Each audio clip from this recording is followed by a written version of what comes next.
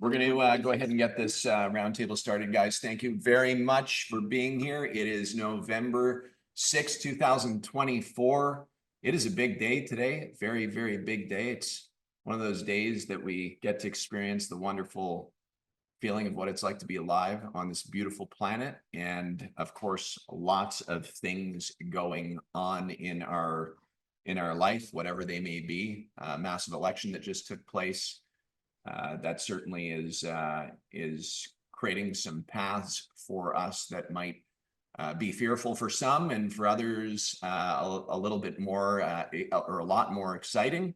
And so it's an interesting thing, right, where people have opinions and certainly what they've gone through in their past to get to where they are now and where they desire to go. But one thing for sure I can tell you, that no matter where we are in our life, the goal should always be to progress and improve and to continue to develop and to share as much as you possibly can to make this world a better place. I think that that's something that we should all be working hard on. So that's what we're going to do here at the roundtable, is pour into you guys as much as we possibly can, as we do every single week.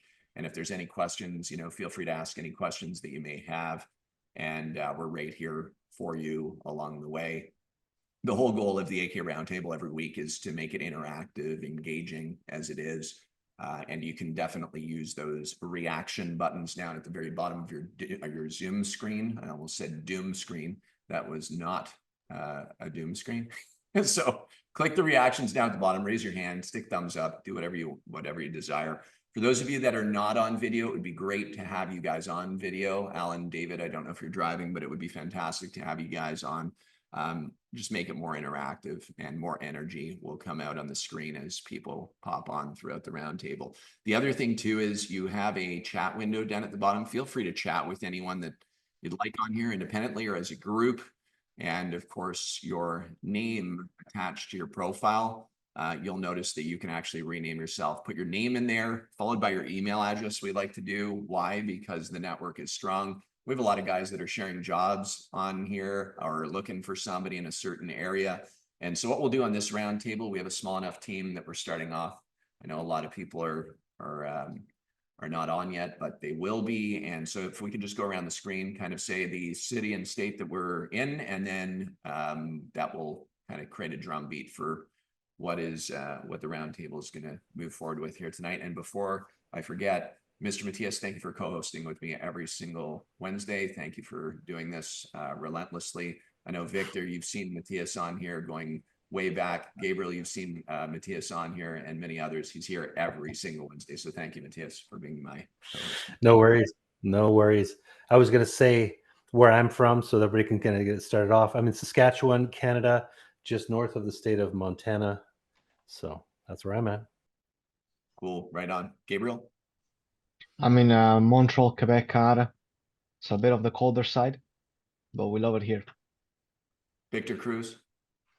Rochester, New York, about 3 hours from Toronto, down south of Toronto. Right on. United States. Fabio? You're muted. Click that microphone button in the bottom left of your screen. Little mic button. There you go. All right. I'm in Baltimore, Maryland, right next to Washington, D.C. Nice. Thank you. Dylan Malone? Yep. I'm in Orlando, Florida. Thank you. David Carmichael? You can see it, Detroit. Yes, sir. Zach? I'm in Tyler, Texas. I'm about 120 miles east of Dallas, right on the Louisiana border.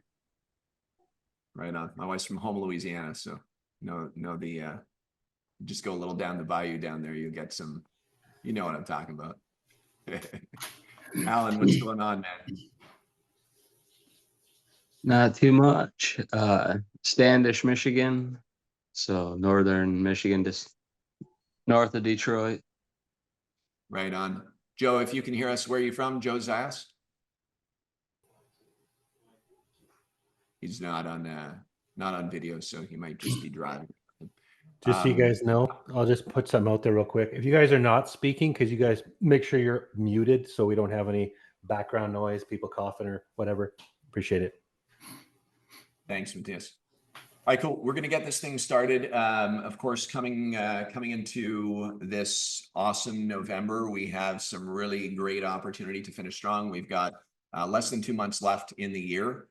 Most companies at this time start to do their slowdown. We've been talking about that over the last several roundtables. They start slowing down and they start thinking about hibernation, and they start packing away their equipment, and they start taking time off and relaxing, or they kind of think that there's no opportunity out there. So I'm always the type of guy to be driving opportunity. And while people are in that hibernation mindset, I like to go harder. I like to grab market share during times that people are kind of in that mindset of vacation mode, or thinking that they're not going to be able to get any progress. And so when we think about conversion, I want us to not just think about what it is to close a deal to a monetary value that's going to be distributed to you. I want you to think about conversion as being someone that could be a prospect on the beginning of your deal pipeline, okay, in a life cycle stage of a prospect through to a sales qualified lead. Would you raise your hand if you agree that taking someone from a prospect stage to a sales qualified lead is a conversion? And who here believes that taking a sales qualified lead to someone that receives a pavement assessment in that stage is a conversion? So sales qualified lead to a pavement assessment delivered sounds like a sales qualified lead just turned into an opportunity, right?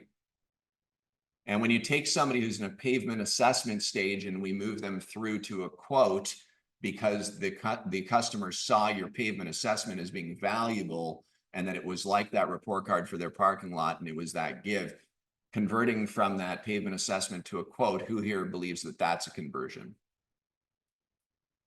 And who here believes, based upon everything that I said, from prospect, which is the coolest stage in your pipeline, to that quote, who believes that as you move along that wave in those different life cycle stages, the chance of converting them into a lifelong account grows? Who here believes that? Cool. So right now, what I'm going to challenge all of you guys with is, no matter what platform you're using, of course, I continuously push AK Dash. It's the system we've developed and people are loving it, and it works really well for your pipelines and getting your leads inside of the system. But I'm going to push you to make sure that you guys are doing the proper prospecting for your businesses right now and moving people along those stages. You don't have to leave them in a prospect stage and move them straight to a closed deal. You may not close the deal in December, but what you should be doing is working to get them further along in your deal pipeline, so that when spring approaches, you have that opportunity with someone who you've built that relationship with, where they know, like, and trust you because you've taken the time to move them through the different stages. And I think we all agree, who here loves to do business with people they know, like, and trust, honestly, right? And so that's really what I'm going at here is, let's make sure that we have that proper prospect list, that are the right kind of targets, the right kind of customers. And then let's take the time and invest into earning as many no's as we possibly can throughout the winter months. And when I say no's, you know what I mean, right? It takes many no's to get that yes. It usually takes about 4 no's to get the yes. You know, a 25% conversion rate, right? So we need to really keep that mindset right now as we're in this November month, is my recommendation. Who here believes that there's maybe a little bit more market conviction that took place today beyond what was maybe over the last several months or years? Market conviction. What do you mean by that? It means people feeling a little bit better about moving their money into their business in the United States. Optimistic. Yeah. Real estate people feel a lot better. That I'm aware of. So if that's the time right now where there's people who own a lot of small businesses or businesses that exist, and there's maybe a little more market conviction, is there a good opportunity over the next month or two, as we're wrapping up in Q4, to really solidify some great relationships? regardless, we should be doing that. But right now is a very, very fantastic opportunity for you guys, because again, who here is in the northern climates where you go below 50 degrees Fahrenheit? Raise your hand. Everyone on here pretty much except for Zach, right? Zach, do you go below 50? You're sometimes, right? Yeah. Malone, you don't really go below 50. Right? So for those of you that are in the northern climates, man, I would be hunting so aggressively right now. I would be going to property management companies. I'd be going to storage facilities, private airports. I'd be going like balls to the wall, guys. Hard right now. You know, it's like, well, Judd, what's hard? Matthias, what's hard? Why don't we actually just share?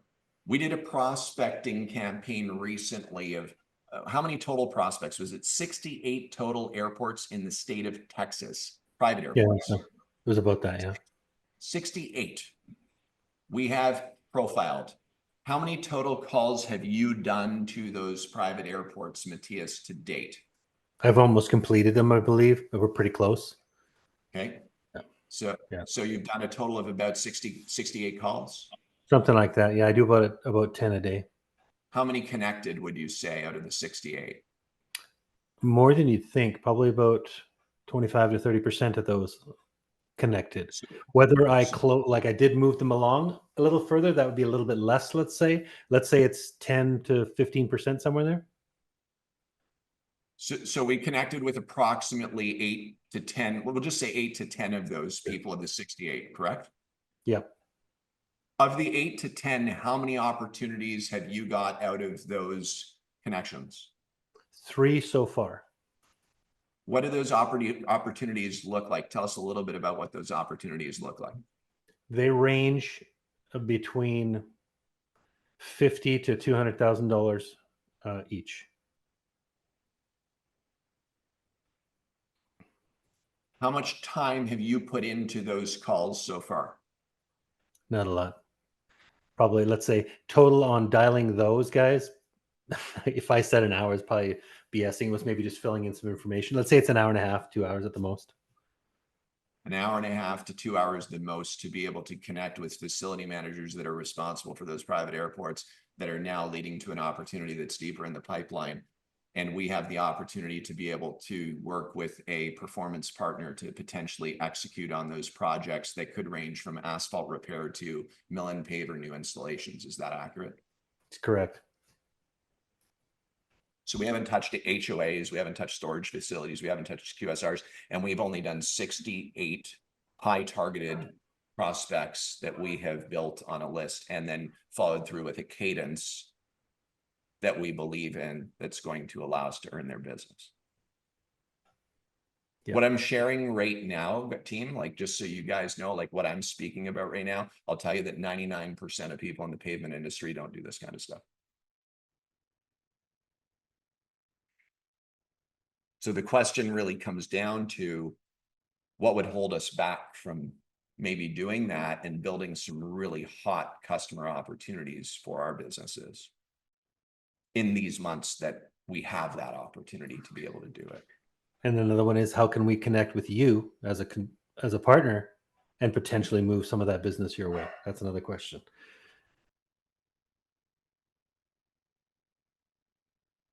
Zach, you're in Texas, you said? Yes. What kind of services are you providing, brother? Right now, just seal coat, crack fill, pothole repair, and striping. Would you be down to getting some work that wouldn't have been there otherwise if we could direct some work your way that was a nice fat project for you? Absolutely. All right, Matthias, can you take Zach's information down and keep that on the side note so maybe we can get some airports for Zach? Sure can. Hey, Zach, And you see my email address there? If you don't mind just kicking me an email, I'll kick everything out to you. Appreciate it. And team, I'm just having fun right now, right? I want our wheels turning. I want our peripheral vision expanding. I want us to be thinking about this kind of stuff. I want you to think about what it would be like to potentially have a prospect list that had 500 or 600 people, not 56 or 68 people. I want you to think about what it would be like to have someone who's trained to actually do the appointment setting for you, that's dialing those phones and using the exact script that we've developed and trained and role practiced? What would that be like to have a VA that could do that for you? You know, ideas, right? Any questions on this stuff? Any thoughts on it? I mean, you know, I often say, don't just go hire a VA to do the outbound calls. You want to feel it. You want to do some of it on your own and feel what it's like to get the machine going. But what you want to move away from is having a hand crank business. You want to build a process, a system, a machine that allows you to be focusing on the things that are really going to drive the result for your business and have a sexy bottom line, which is where the enterprise value is developed for your organization, right? Any questions?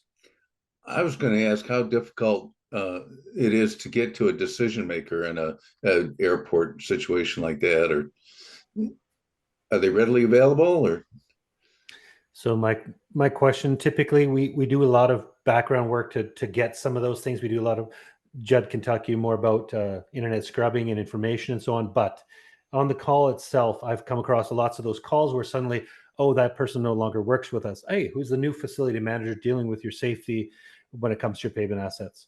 Asking questions where you're probing for safety and probing for that typically can bypass the guard or the person protecting the main decision makers. However, when it comes to safety and anything to do with airports, they're going to typically listen, potentially, depending on what they have already as far as a service provider, if they're servicing them correctly or not. They may or may not have the time. However, it's interesting because some of the calls I've been making out, I don't get a hold of them right away. But the gatekeeper says, oh yeah, that person is so-and-so. Can I take a message and get them to come back to you?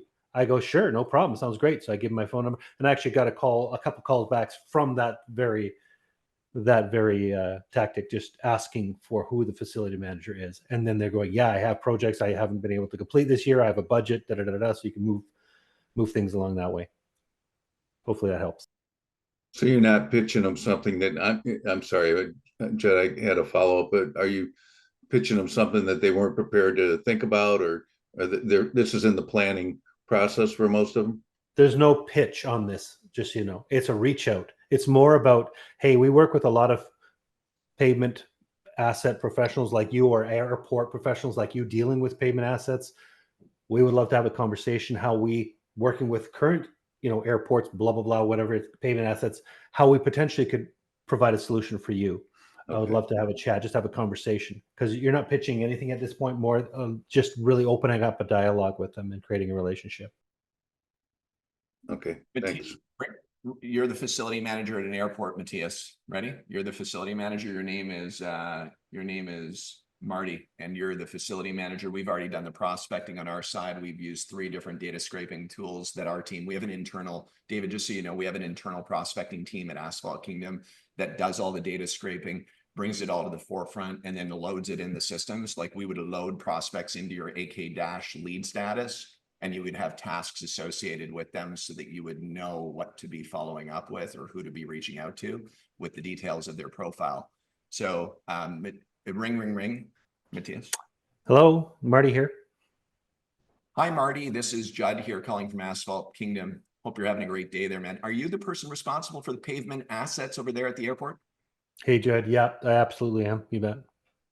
Fantastic. Well, I'm glad I'm speaking with the right person over there. Let me ask you, are there any liability challenges that you have relating to your asphalt over there at the airport? Not tons. I mean, I think the biggest challenge would be typically trying to get a hold of somebody that can react when we need them to, if there's some stuff we need done right away. And then typically we put out to bid the rest of those type of things. We typically get about 3 bids for our projects. Got it. Your runways are asphalt at that airport from the look of it here, from the Google Earth profile that I'm looking at. Yeah, and we have additional parking lots around as well that we need to make sure we're keeping up. Got it. And do you do your own private in-house pavement maintenance and repair work, or do you generally have contractors that are doing it for you? Most of it is contractors. We do have some of the crack filling equipment that we do service some of our own stuff just to make sure we're not, and then a few bags of cold asphalt that we fill potholes with. But typically most of it's done by by a contractor that typically takes care of things on a seasonal basis. Got it, got it. And the budgets for the airport over there, is it generally, do you have a budget, or is it the owners of the airport, private owners, or how does it work? No, there's a budget for it. We have that built in for maintenance. Fantastic, fantastic. And then if you have any paving work or large patch work or any large seal coating opportunities for your airport to protect the pavement assets, you would hire a contractor to do that. Yeah, we send that out to bid and we deal with that as a contract. Yeah. Got it. What do timelines look like on your next seal coat application there at the airport? It's been about 4 years, so we're due for one. Got it. And from a crack sealing perspective, do you have open cracks right now that are leading to potholes and depressions that become liability risks?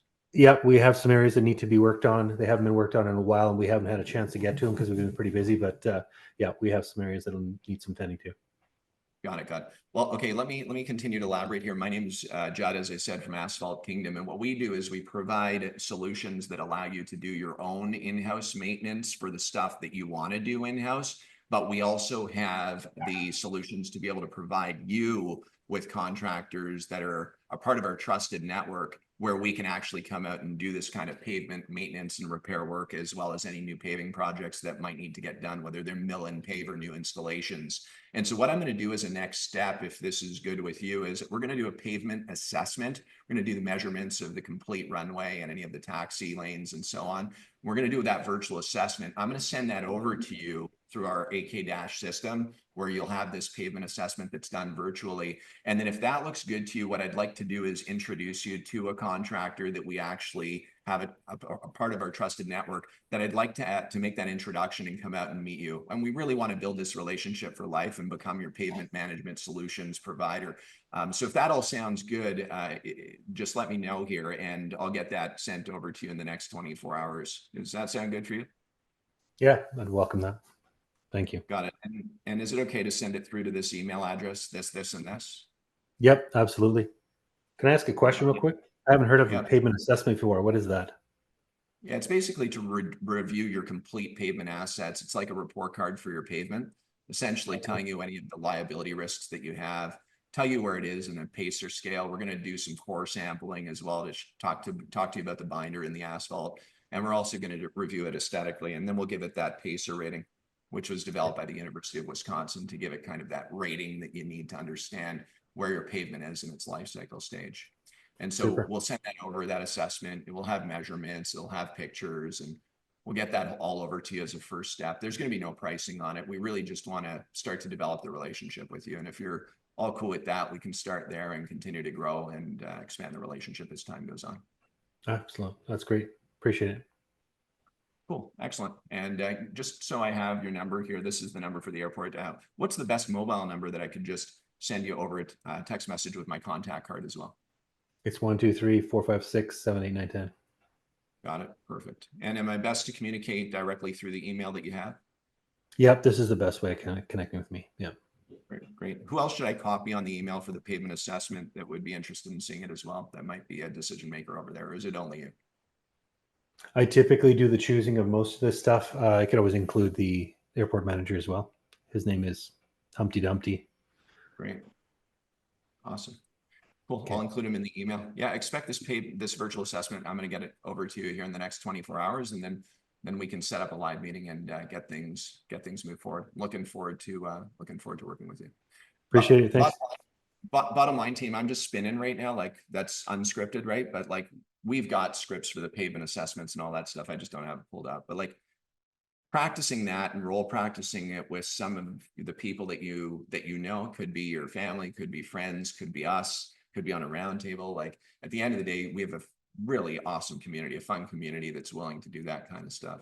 And so I would take advantage of that. And I would just start dialing some of those calls to some clients that could be some really healthy clients for you.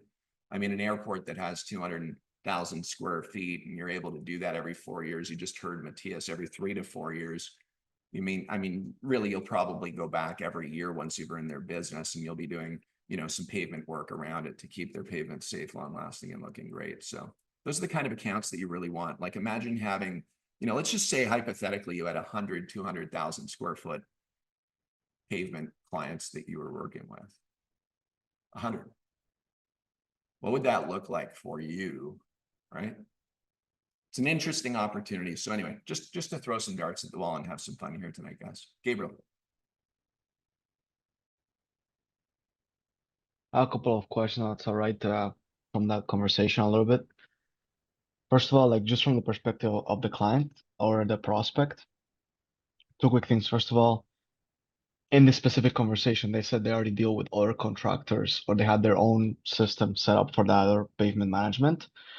Most likely a client would ask you, why would we choose your company when we already have someone that's doing it for us?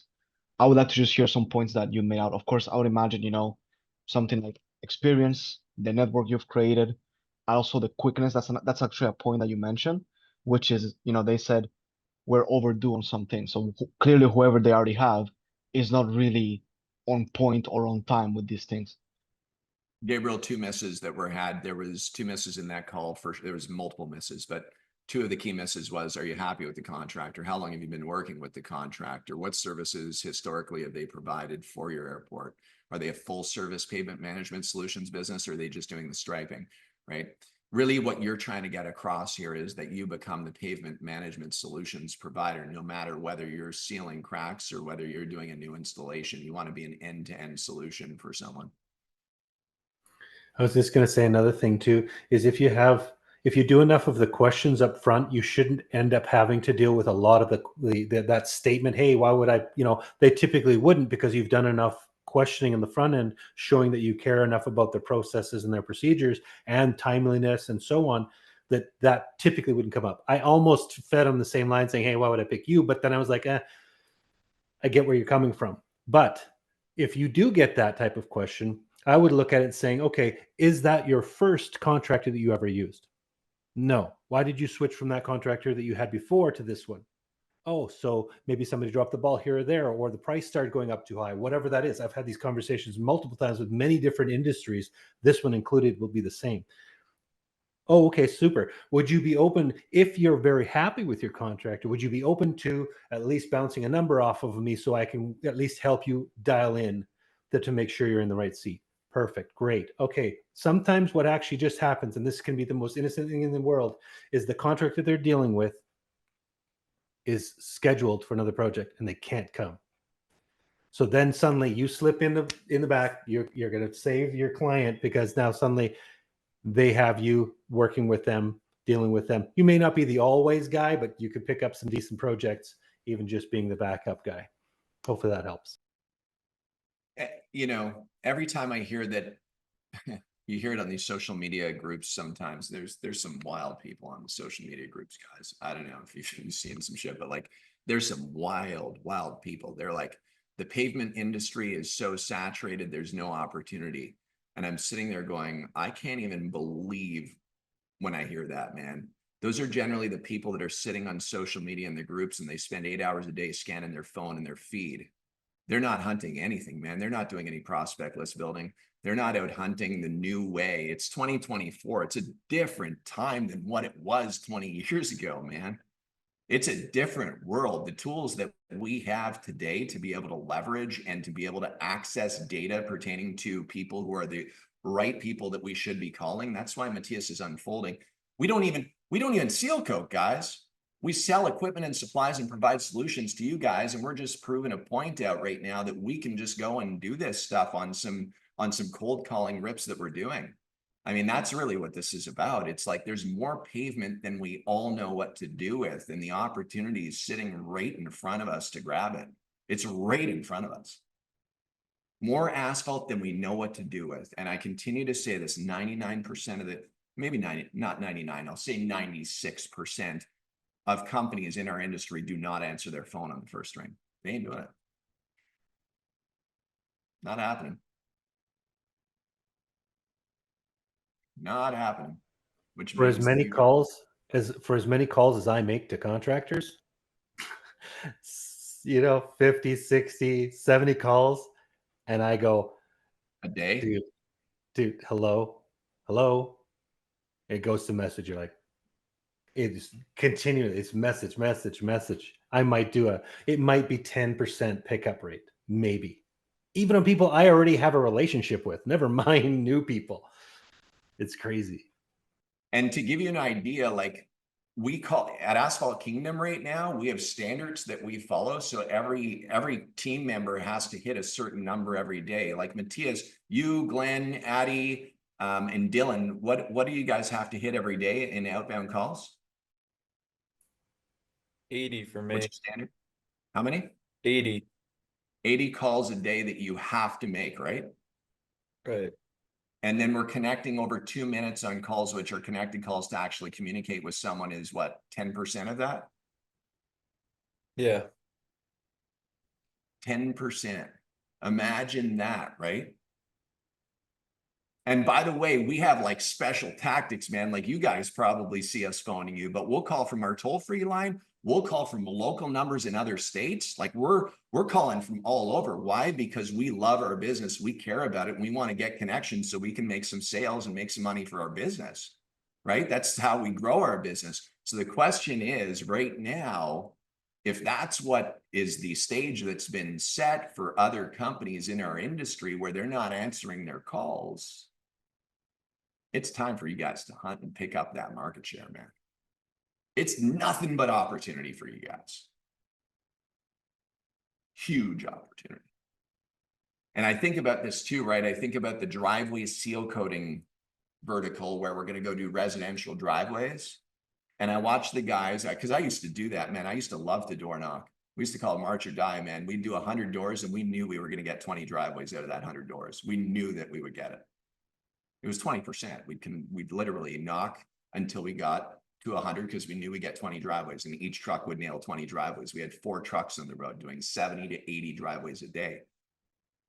But I think about that and I'm like, man, if that time went into cold calling and building relationships, in addition to that, for 25,000 square footers, quick serve restaurants, storage facilities, hotels, motels, golf courses, hospitals, medical facilities, like you name it.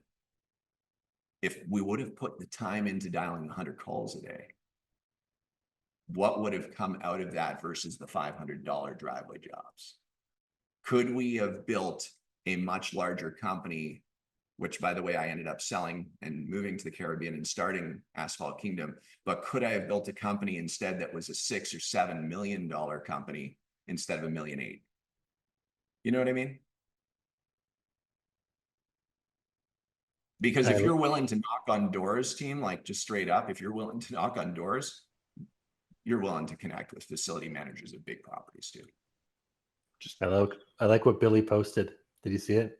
That's exactly the attitude and the whole, it's the Ricky Bobby attitude. It's so good. Read that out loud, Bob. Billy, read that out loud, Billy. If I really, especially with my accent in it, I'll make it authentic. Hold on. I gotta picture myself winning a race, winning that next deal, winning that next call. I mean, I wake up in the morning and I piss excellence. You know, nobody can hang with me. I'm just a big, hairy American winning machine. If you ain't first, you're last. Ricky Bob, I would like to thank all my sponsors, Asphalt Kingdom, Sherman Williams. Thank you all. Let's go win them. And baby Jesus, you forgot that part. Baby Jesus.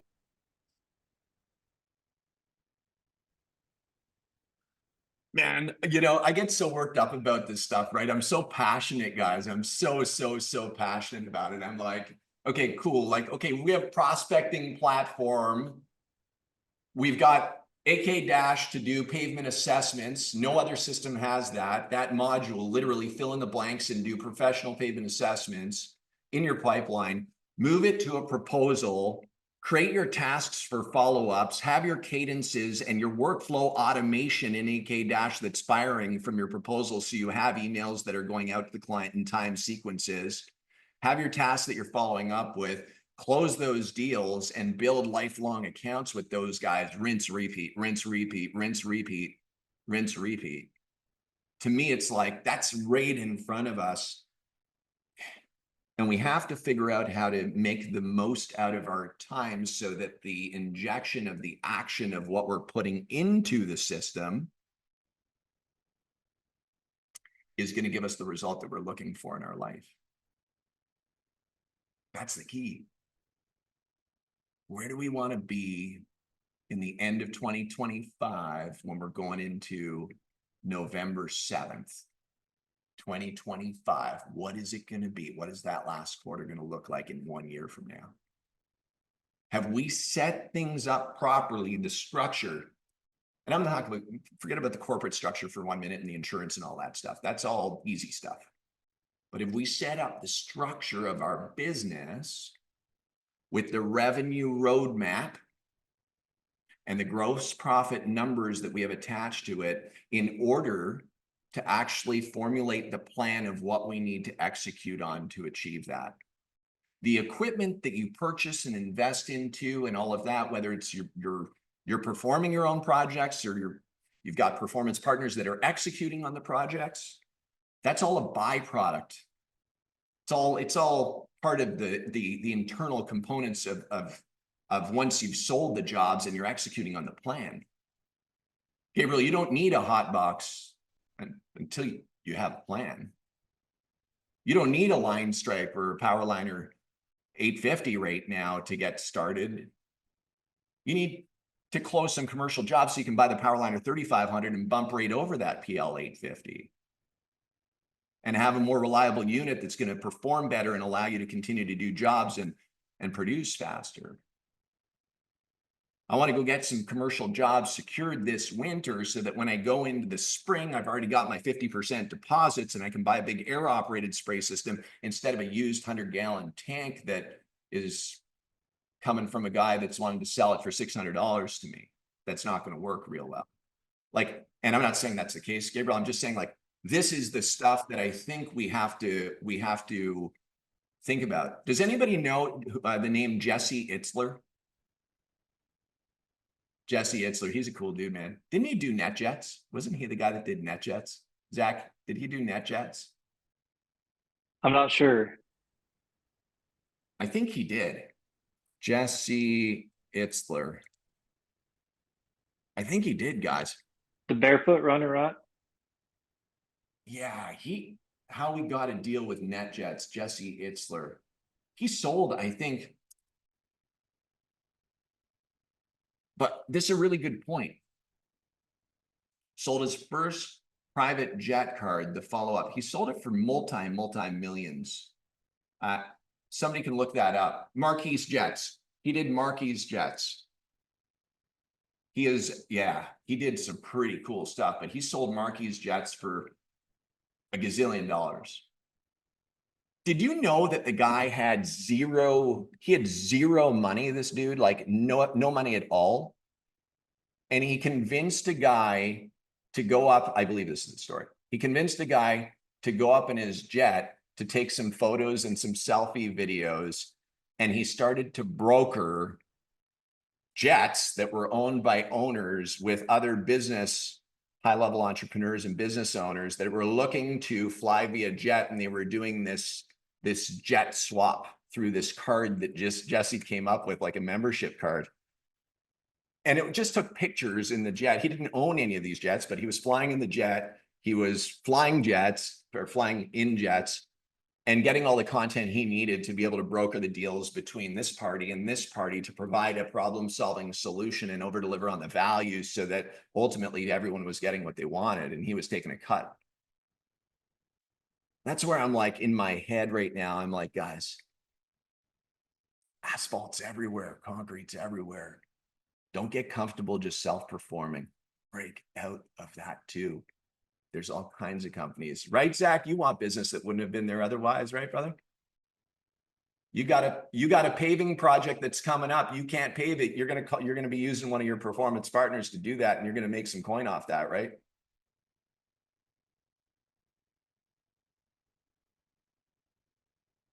Gabriel, let's go.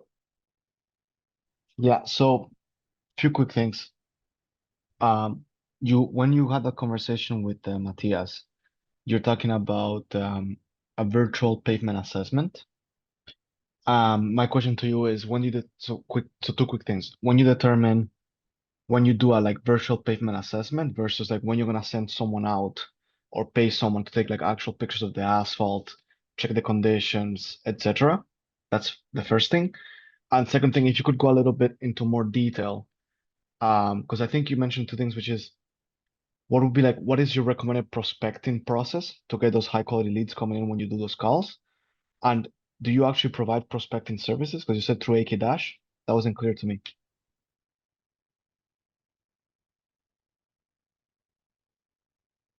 Matthias, do you want me to answer or are you answering? So the last part, I don't know the answer to. That'll I'll leave to you. The first part was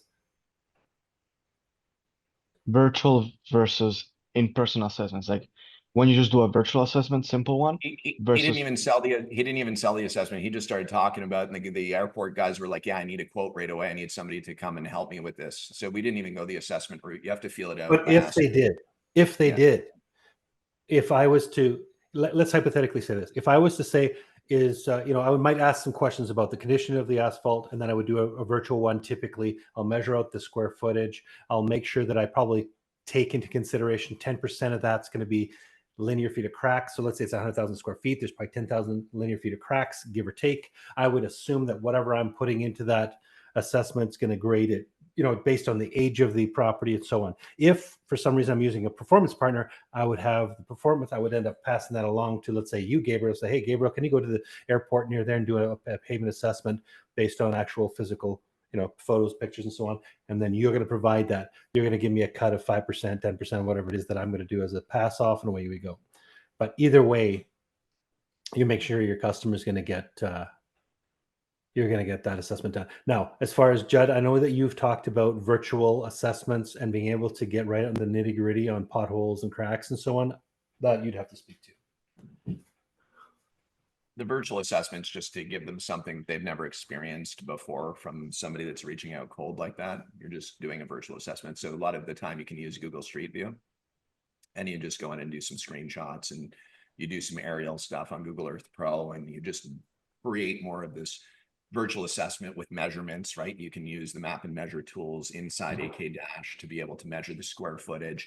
And then you, based upon your virtual assessment, you say, here's what I've observed through this virtual assessment. It's time to come and do an actual live assessment with you, where we can have one of our network partners come and meet with you in that scenario that you guys were going to do it on your own. You would say, I'll come meet with you.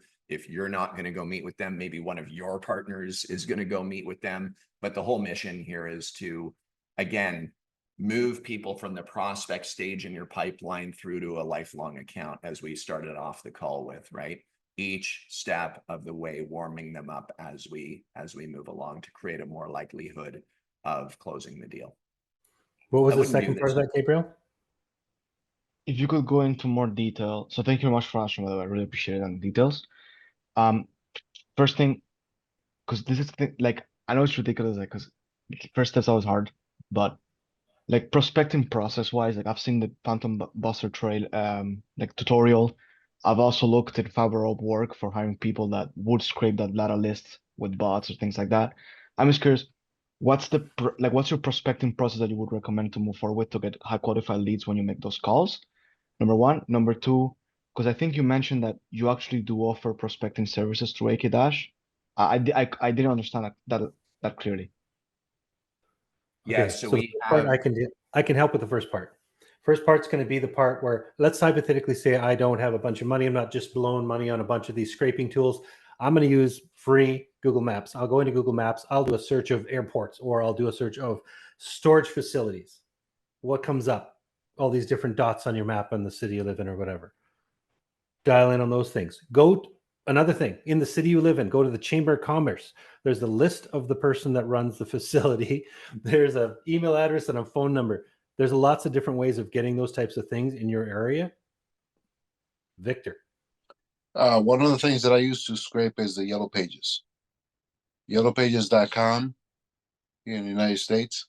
It used to be a book, now it's virtually. You can copy that into a text file, which helps eliminate the images. And then you start with ChatGPT, you can start scraping all the information out of there. The name, and you can even tell ChatGPT to format it so you can pop it into Excel and it falls into columns. So I've done thousands and thousands of contacts like that. You That's how really you have to do- make this, everyone needs to make a decision as to, like, when you're bootstrapping, when you're doing like, when you're going out raw with no finances out of the gate, and you really want to just go through the grind of doing it and doing it for a period of time because finances are tight and you're not ready to invest into the help needed, then you would do YouTube University, just to be clear. Like you're gonna learn through watching the videos and applying like that. On the roundtable here, like I can say to you guys, use Phantom Busters, Apollo.io, Zoom Info, like you can use these different platforms, but the time and money it takes to go and do all of that may be more costly to you than instead of having a team like ours who is professional at doing it, that can load your system, you know, for $150 a month. We'll load it with an extra 300 leads in your demographic in a 100-mile radius from your location that are specific to recession-proof type property targets that are in the demographic that you're looking to win with. But again, it's like, why put 300 in until we've actually spent some time building your revenue roadmap with Dylan, who heads up AK Dash over here, and with oversight from me? If we're going to build out your revenue roadmap so that you can now understand what kind of prospects we need to plug in order to achieve your goals. You know, if you tell me, hey, Judd, I want to build $1 million business, and you know, I say to you, okay, are you wanting to attack 12 and a half, $85,000 jobs to achieve that? Because that's what 85,000 times 12 and a half is, right? I think that's the number that gets you to $1 million. Then it means that I can't feed you prospects that are for McDonald's quick serve restaurants that are 25,000 square feet. You're never going to get there unless you're only paving, right? Unless you're only paving, at which point you'd have to go out and put out 50 total quotes for 50 McDonald's that need to be paved at a 25% conversion rate to get your 12 and a half at an $85,000 average on a 25,000 square footer for new installations with drainage repair as well. What I just laid out there is a plan. Is that the plan that we're going to hunt? We have to talk about that to determine what kind of path you're looking to go down, what kind of time you're looking to put in daily, right? Everyone's different. Like, who here wants to spend 12 hours per day out in the field doing estimating and doing proposals when you come home at the end of the day? Who here? Raise your hand if you want to spend 12 hours a day doing that. My point is, not everybody does. If Victor wants to do that, that's cool. We have to build a plan out around that, which is going to be matching that. But what we're going to try to do is help save some time so he can have more freedom with his family, focusing on the right things that are still going to get him to his goal. So we might work on some adjustments to formulate that, to say, hey, Victor, instead of 12, man, let's bring that down to about 6 hours a day, focusing on this specific plan to achieve the same goal. Just let's work smarter, not harder. And I think that that's a huge, huge challenge in business, is that a lot of people just go out and they really grind and they work hard and they try to figure it out along the way, which is cool. But shit, guys, if we've got smart people all around us, we should be leveraging those relationships to really pick brains and collaborate. We may not have all the answers. We're going to have some really good answers based upon the experience of doing this for many, many years that we want to help you guys with. And I'm sure you have other mentors or people that you're connected with that can review the plan as well as we're going forward. Our mission at the end of the day is to gain, just to be clear, my mission is to earn everyone's business for life that's on the screen right now. And the only way I earn everyone's business for life is not by selling you guys seal coat and drums or crack sealer that you can buy up the street. And I'll be transparent, right? Like, you guys, who here wants to buy seal coat? Right? Be honest with me. Who here wants to buy seal coat and drums from Asphalt Kingdom versus up the road from your local seal coat plant? Why? We know the answer, guys. But if I could provide you, and our team could provide you with the value that you need to achieve your goals, and be in a system that could provide a reoccurring revenue model for Asphalt Kingdom, where we overwhelmed you with just enormous amounts of value and helped you achieve your goals, would you be willing to invest $350 a month into that? Maybe. But that's what King Boss is at AK Dash, and the stuff that we've been talking about tonight is all wound into that. So I don't want to pitch you on this stuff, guys. I just want to tell you that like we have this nailed and we'd love to be able to help you guys with that. Gabriel, let's rock, man. Tell me, what do you got? So, like honestly, like I want to stop writing down notes and just get to the process and systems. I love it if you could just text me on WhatsApp to make that meeting. Set up the revenue goals. Do Are it you on King immediately. Boss right now? Are you on King Boss, Gabriel? I don't know if I'm getting the normal AK Dash or King Boss because I paid the sales power stack. I'm getting that 6 months, 5 months. What is it? You're doing the sales power stack? Yeah, because I did the sales power stack. That money Yeah. went into AK Dash. Right, but how many months do you have left? I think 3 or 4, Dylan told me. Yeah, till February. Is King Yeah. Boss? Boss. Boss, yeah, you need King Boss in order to unlock all your assessments, to all the stuff, the scheduling, all this stuff. Mhm. You need King Boss to be able to do that.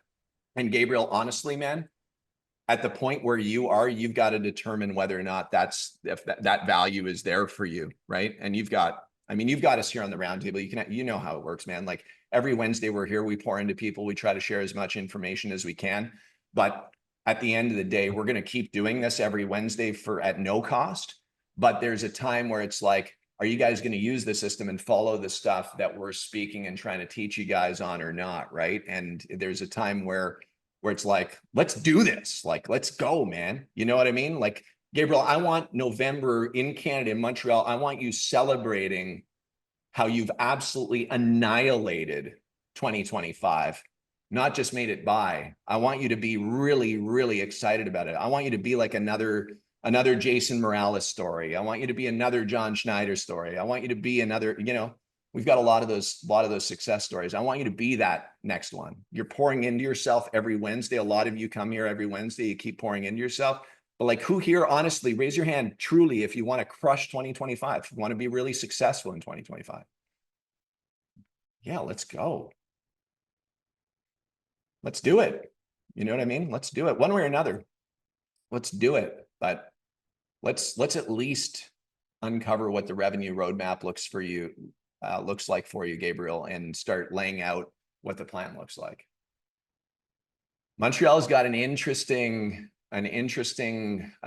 geographical target with weather and all that stuff. So you've got a short sprint to be able to really make a lot happen. You got to have 50 grand in sales a month that are coming in at least, right? If you want to get rich. More. That's the minimum. All right, so we'll text each other on WhatsApp then. Yeah, let's get you cranking, man. Let's get it done.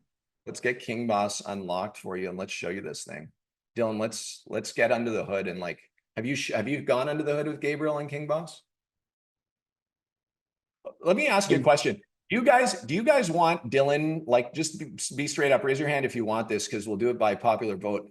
Do you guys want Dylan on one round table to just do an open book on AK Dash so you guys can see underneath the hood and he can just show you through all of that? Like, would you guys want that?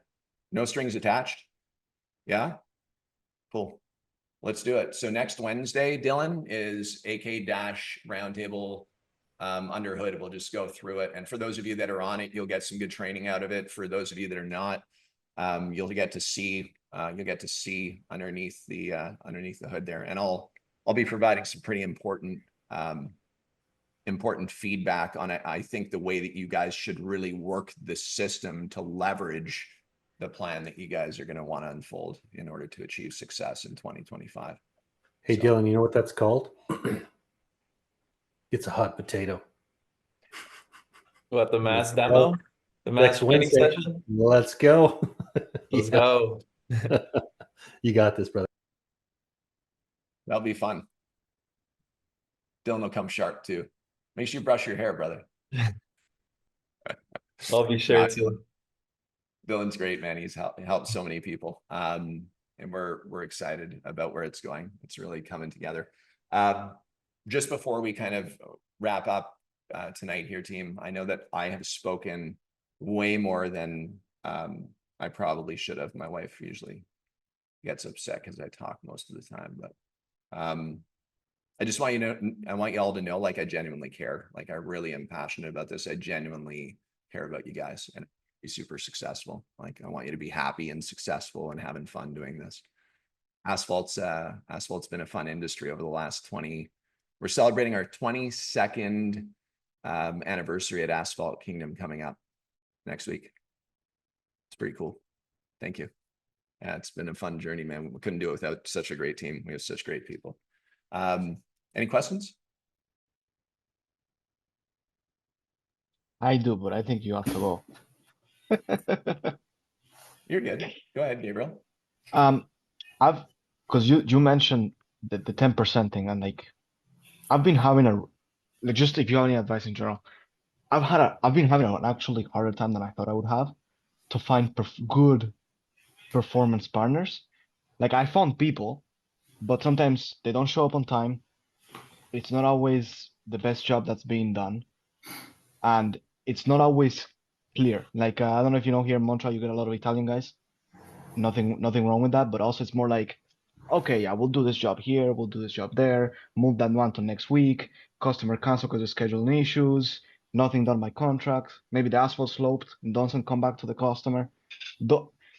I'm feeling like if we're doing a $25,000, $50,000, sorry, 50,000 square foot parking lot, you don't want to be worrying about that, because then you're the one.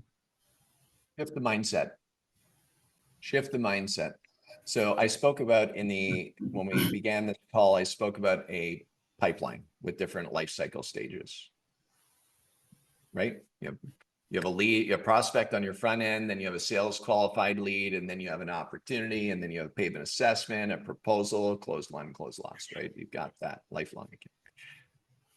Think about this for a performance partner, like a GC model. Think about creating another pipeline for you, which is, I'm going to build a relationship with a performance partner that's not going to be titled a subcontractor. I'm calling it a performance partner because I want to respect the relationship more like a partner rather than you're a sub. And so if we think about that, do you guys like to do business with people you know, like, and trust? I think we all raised our hand. And so do you think that they want to do business with people they know, like, and trust? Right. So do you think that that happens overnight? Gabriel, you have a girlfriend? You married? Not married, but I have a girlfriend. Well, you had to build some relationship first. Fine. He's got both.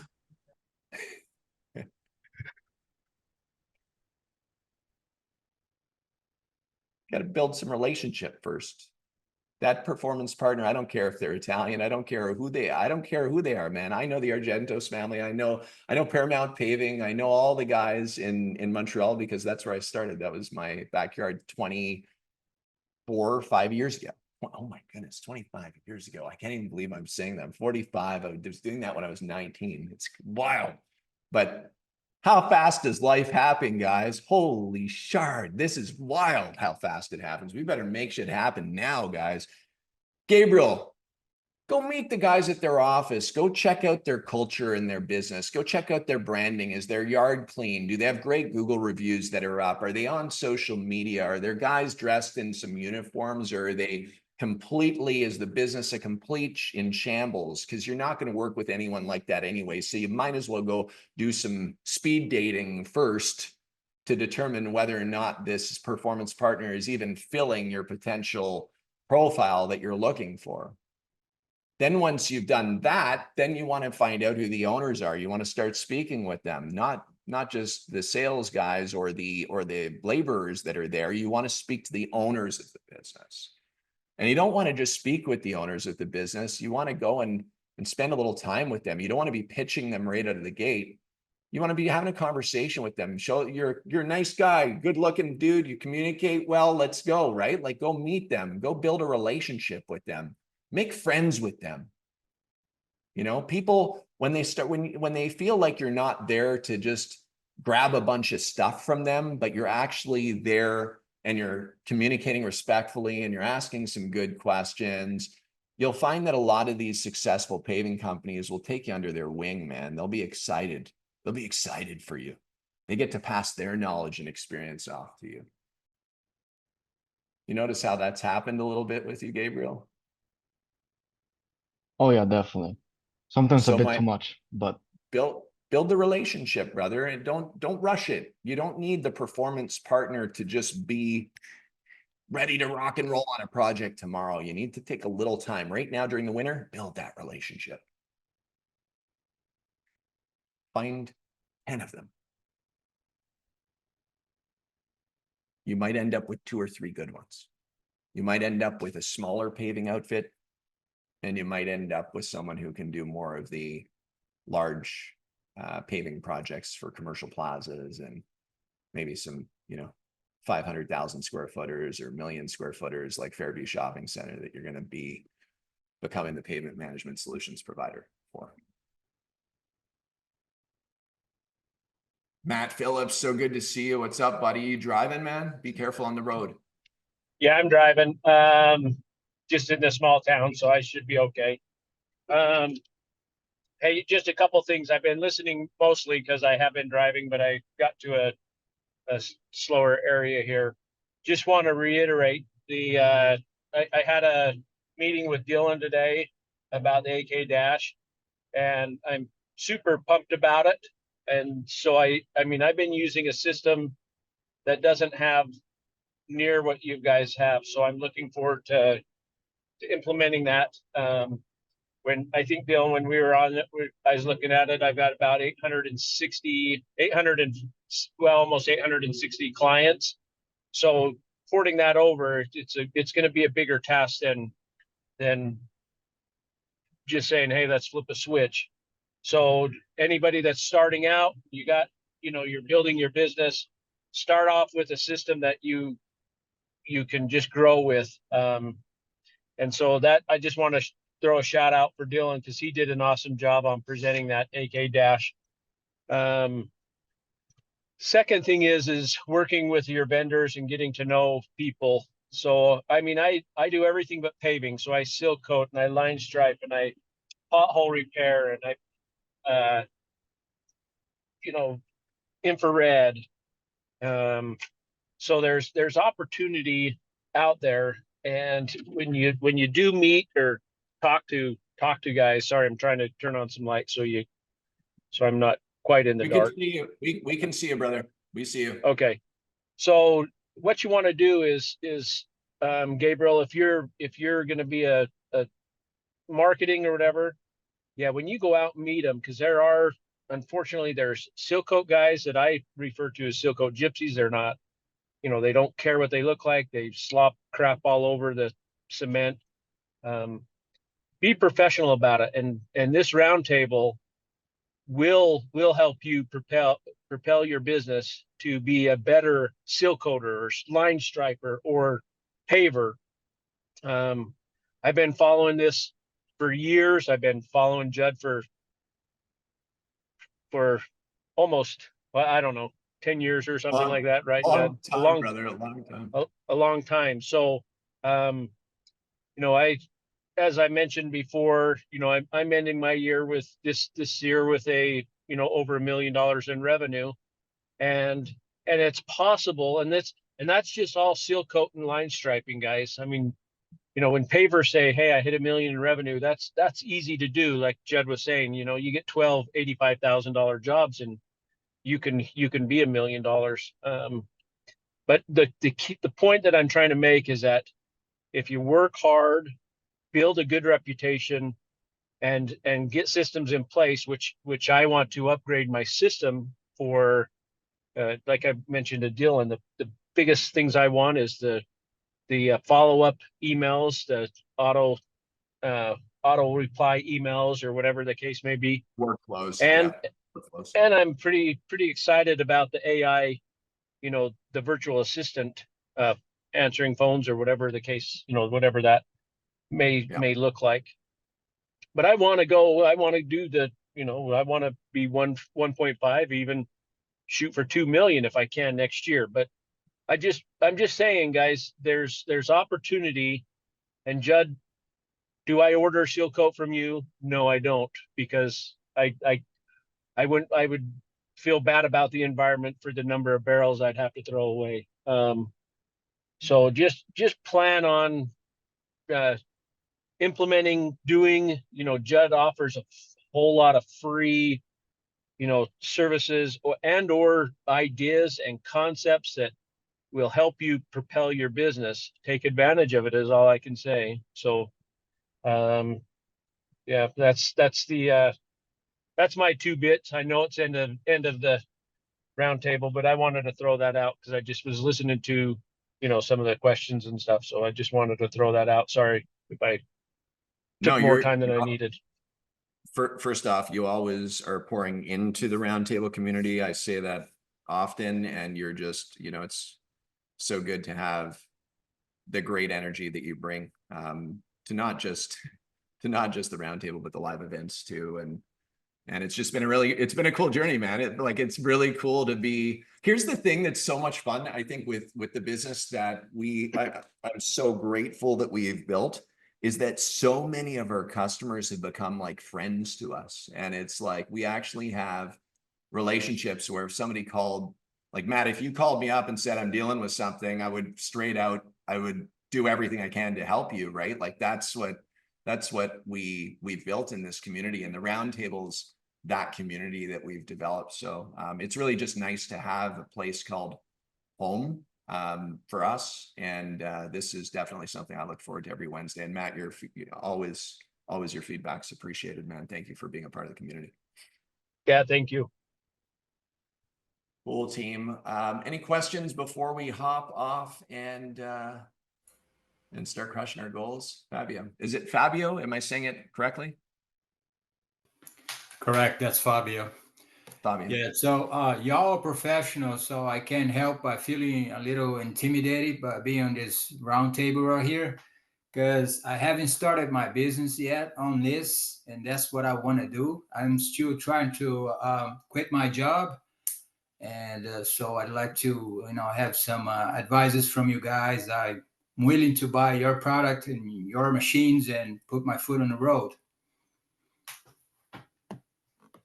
I mean, I have some, of course, I know we could go on for a long time, Fabio, right now, because it's like, the first thing I want to ask you is, where do you want to be in like 18 months from now, right? And it's like, when we start to shape what your 18-month plan looks like, and we start having those conversations about where you come from, where you are right now, what kind of income you're needing to replace so that you're not, stuck in a spot that's dangerous for you. And maybe it's not, but like, there's this transparent conversation that just needs to be had to really, really come up with a solid plan. And I think that once we start to just be transparent and open and honest with each other, rather than it be customer to vendor, but push those away and just say, hey brother, I want the best for you, man. Let's have a conversation about this, and let's come up with a solid plan. And if you're good with the plan and we're good with the plan, then let's make it happen. But I would say, like, the number one dream I have for anyone starting out, I don't think that it's the right move personally to just go buy the equipment and then try to figure it all out. I think you're better off to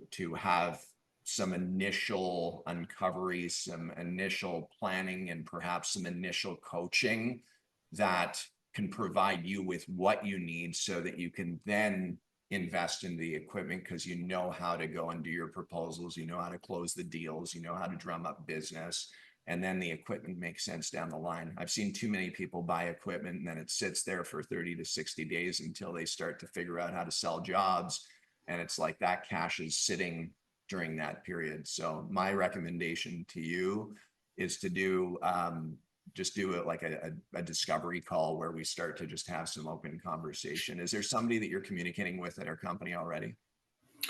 No, it isn't. That's not what I do. What I do is I install doors and windows. So there's nothing to do with this. But I'm on the road every day, and I see a lot of potential. I see a lot of cracked driveways and people that need this kind of service, and they probably don't have anybody to go for, to look for. Are you speaking with anyone at Asphalt Kingdom, any of our representatives yet, or no? No, not yet. No. Cool. So you saw some marketing that you signed up to the round table and showed up to this meeting? Exactly. That's what I That's did. awesome. That's great. So it means that our work that we're doing is actually working to get people here interested in the industry, that we can then help you to create a plan to achieve the dreams. Yeah. And are you looking to not be doing windows and the stuff? Yeah, Are no, you I looking want to quit my job, period. I want to start doing what you guys do. You know, I kind of like to do it. I have zero experience, but I feel like it's not a rocket science, you know, so. How much money would you like to make, like cash takeaway, like in your pocket at the end of the year, 2025? Like, what do you need monthly kind of cash in your pocket takeaway? It's hard to say. 5 grand, 6 grand, 10 grand, Yeah. something in that range? Yeah, something like it. Yeah. Yeah, so you'll need to essentially be able to do $25,000 a month in sales in order to achieve that result. 25,000 in sales. So when I think to myself, what is $25,000? I'm thinking about, you know, a couple storage facilities a month, couple $12,500 jobs. And so the question is, do we have the prospect list of the storage facilities with the people who are responsible for the pavement of those storage facilities that are within a 100-mile radius of your location?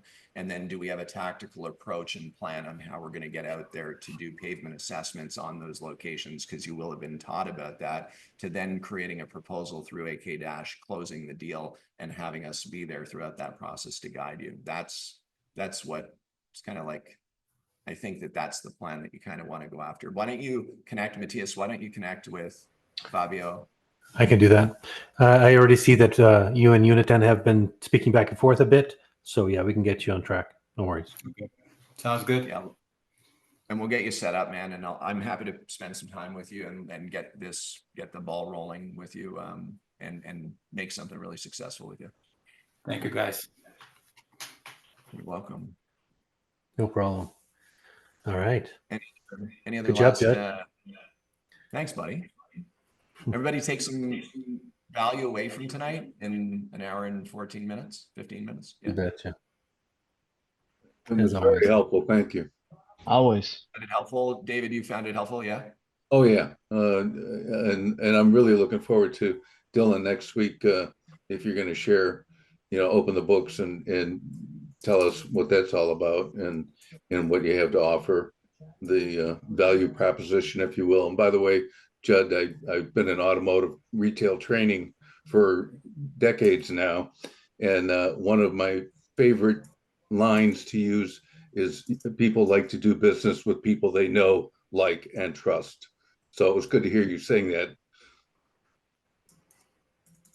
It's so true, right? It is so true. I love it, man. It's such a good track for sure. Well, it's good to meet you, David. And Gabriel, you were good? You felt some good takeaway? Yeah.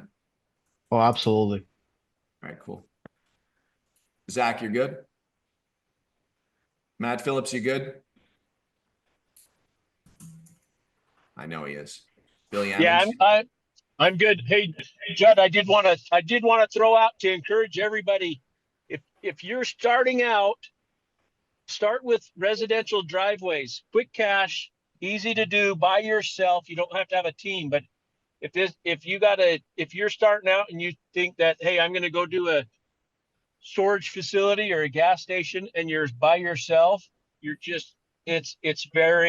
could be very discouraging.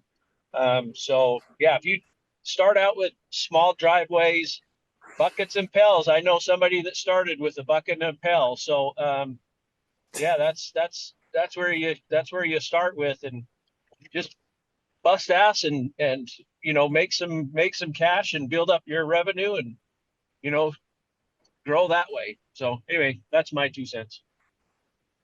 Thanks. Thanks, Matt. Fabio, I'm going to tell you just a quick story before we go off here. I get a call from a gentleman calling our toll-free Asphalt Kingdom line that gets forwarded to me. And it's a guy who had just purchased a shopping mall in Titusville, Florida. It was 550,000 square feet, and the parking lot looked like crap. And they had just bought this shopping mall for 36 million bucks. And they wanted their parking lot to look awesome for opening, for grand opening. And of course, all their tenants, right? All the stores that are there, they needed to have the parking lot not have liability risks and everything, right? Well, I don't do pavement work. Personally, I don't do the seal coating and striping. I was actually in Dominican Republic at that time on vacation in Cabarete on a kite surfing vacation.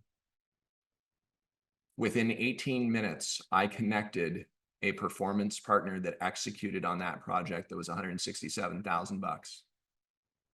And we made 10% on that 167 in 18 minutes. Just by connecting dots. That's it. They just pay a commission. Are there other 500,000 square footers? Are there 200,000 square footers? Are there 100,000 square footers? See, a lot of the time, this is the final note I'm going to drop. A lot of the time we're trained into getting into the hamster wheel because that's what is being taught to us.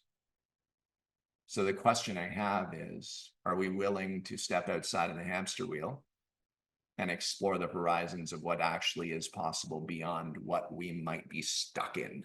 And so I'm going to leave everyone with that. Thank you everyone for tuning in to the roundtable here. I'm looking forward to seeing you guys all next week. Same time, exact same time, same place, right here on the AK Roundtable. Thanks everyone. Appreciate you. Thanks everyone. Great job. See you guys.